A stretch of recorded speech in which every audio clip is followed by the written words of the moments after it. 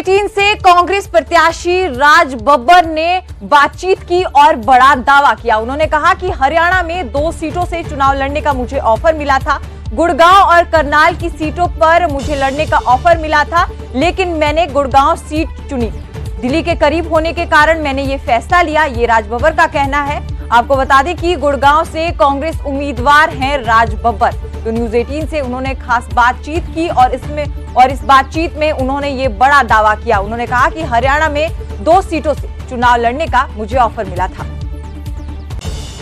लगातार जिस तरह से राज बब्बर का नाम चला, तो कहीं ना कहीं उनके मन में फिर तो नहीं जाग गया कि राज बब्बर आ रहे हैं, तो राज बब्बर अगर लड़ना चाहते हैं और वो गाजियाबाद सीट छोड़ करके आ रहे हैं, तो कहीं ना कहीं चुनाव रोचक हो सकता है, और मैं ही क्यों नहीं। फिर मैं ये नहीं कह सकता, लेकिन ये सच है कि अजय सिंह यादव जी का, कैप्टन यादव का नाम था और वही थे। और दूसरी बात मैं ये कहूँगा कि मुझे तो जो यहाँ के जो इंचार्ज थे सेक्रेटरी हरियाणा, मुझे तो उन्होंने मुझे कहा 2 सीटें ऑफर की थी हरियाणा में। अच्छा, हरियाणा में 2? हाँ, कि ये और 1 सीट और थी। दूसरी बता दीजिए। मुसाफ रोचक होता अगर चुनाव वहाँ से करनाल से अगर लड़ना होता तो। मैं इसलिए नहीं, मुझे ये सीट बहुत अच्छी इंटरेस्टिंग लगी। उसका कारण क्या था कि मैं अगर कुछ काम करना चाहता हूँ तो लोगों के बीच में ज्यादा से ज्यादा वक्त दूं। करनाल दूर पड़ता था, तो मुझे लगा ये दिल्ली है, पार्लियामेंट जाऊंगा तब इधर मिलूंगा, यहाँ पे रहूंगा, लोगों के बीच में रहूंगा। और हरियाणा में वोटिंग का काउंटडाउन जो है वो शुरू हो चुका है। लोगों को रिझाने के लिए सभी राजनीतिक दल के दिग्गज सियासी रण में उतर चुके हैं, लेकिन जनता के दिल में क्या है, जनता के मुद्दे क्या है, देखिए नूह से हमारी ये खास पेशकश।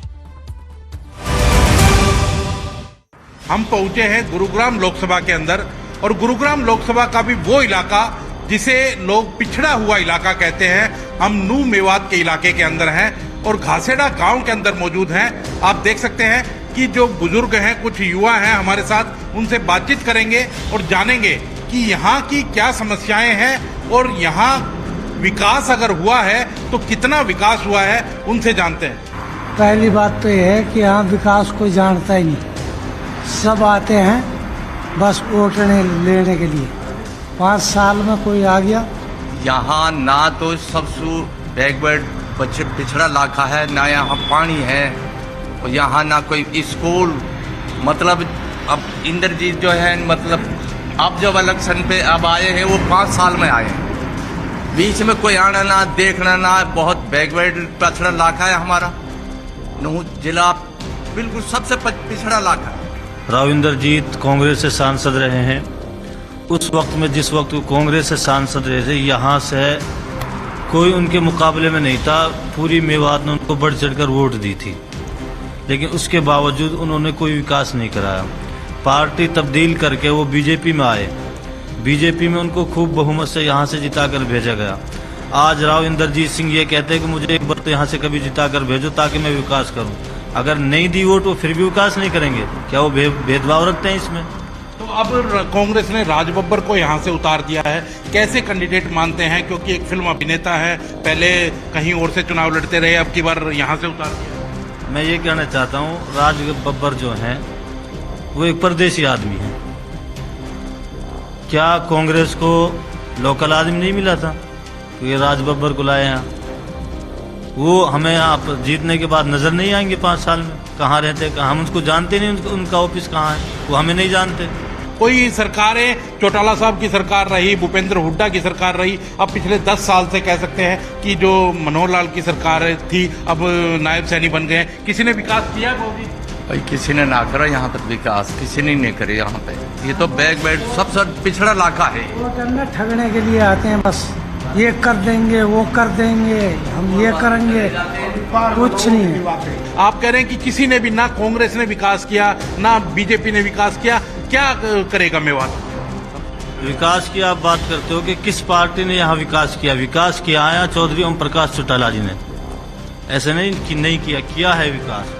बहुत सारे काम आप सामने देखो, ये वाटर टैंक है, हर गांव घर के अंदर पानी पहुंचाया है। जब से कांग्रेस सरकार आई है, जो हमें देन मिली थी कांग्रेस हमारी उस देन को भी खा चुकी है।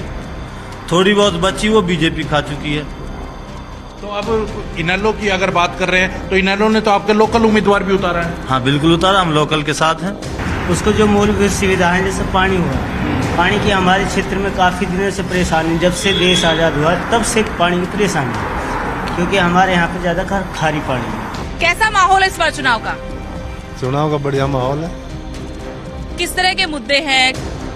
कौन किसको आप पसंद करते हैं, किसको वोट देंगे? कांग्रेस को देंगे वोट, तो कांग्रेस को देंगे वोट। किस मुद्दे पर वोट देंगे? महंगाई का मुद्दा है, भ्रष्टाचार का मुद्दा है, सारा देश में हाहाकार मची है सब तरह की। वोट हम कांग्रेस को देता है, कांग्रेस को देंगे। हमारे कांग्रेस के आदमी पहले से ही पुराने आदमी, हम तो कांग्रेस के साथ ही हैं।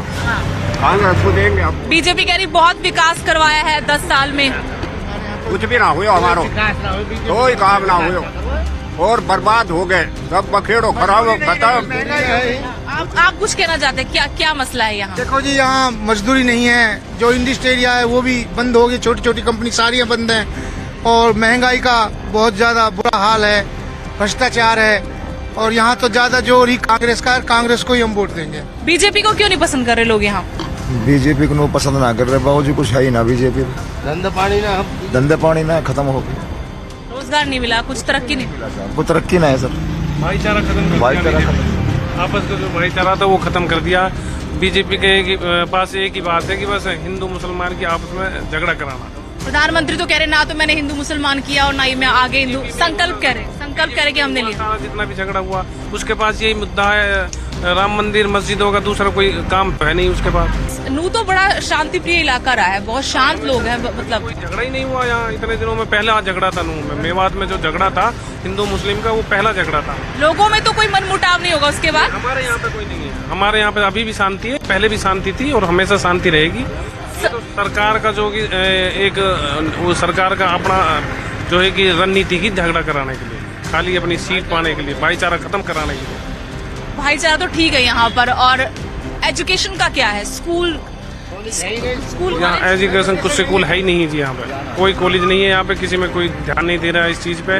आप लोगों को क्यों लगता है कि इतनी अनदेखी क्यों है इस इलाके की? इतनी अनदेखी क्यों? सरकारें तो बदलती हैं पर विकास तो किसी भी सरकार ने नहीं किया, आप कहते हैं। कोई किसी का कोई विकास नहीं, कोई काई को नहीं, यहाँ कोई एक बच्चा कोई नौकरी नहीं, किसी को नौकरी, पढ़े लिखे बहुत ढूंढ, किसी को नौकरी नहीं मिली आज थोड़ी, कोई नहीं काम, यहाँ किसी ने कोई काम नहीं किया। यहाँ कोई दिलदिलासा देने भी नहीं आता है, यहाँ कोई दिलदिलासा देने भी नहीं आता, कोई यहाँ कोई नौकरी नहीं है, कोई एजुकेशन नहीं है, कोई स्कूल कॉलेज ऐसा नहीं है जो आदमी डिग्री हासिल कर सके, और यहाँ कोई मजदूरी नहीं किसी भी तरीके।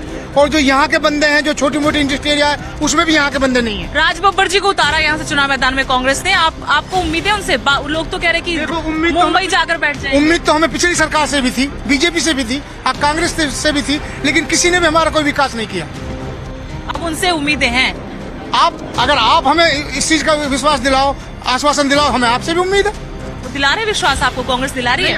आपसे भी हमें उम्मीद है, आप हमसे सवाल कर रहे हैं, हमें आपसे भी उम्मीद है। अगर आप हमें विश्वास दो, अगर कांग्रेस विश्वास, कांग्रेस का विश्वास है, बीजेपी दिवाएगी, बीजेपी का विश्वास है। तो लोगों में गुस्सा है, जाहिर सी बात है कि इस इलाके की बहुत अनदेखी हुई है, सालों से अनदेखी होती आई, लोगों में बहुत गुस्सा है इस बार। मुद्दा मुख्य तौर पर यहाँ पर वही महंगाई, बेरोजगारी की, यहाँ पर आमदनी नहीं बढ़ी है, तमाम बातें होती रही विकास की, लेकिन विकास यहाँ से अछूता रहा। गुरुग्राम से कोई 15-20 किलोमीटर दूर ये गांव पड़ता, लेकिन यहाँ पर विकास अछूता है, विकास नजर नहीं आता, लोगों में गुस्सा है और इस बार वो बदलाव चाहते हैं। कैमरामैन सरमप्रीत के साथ मैं सुदेश नैन मोर, नू।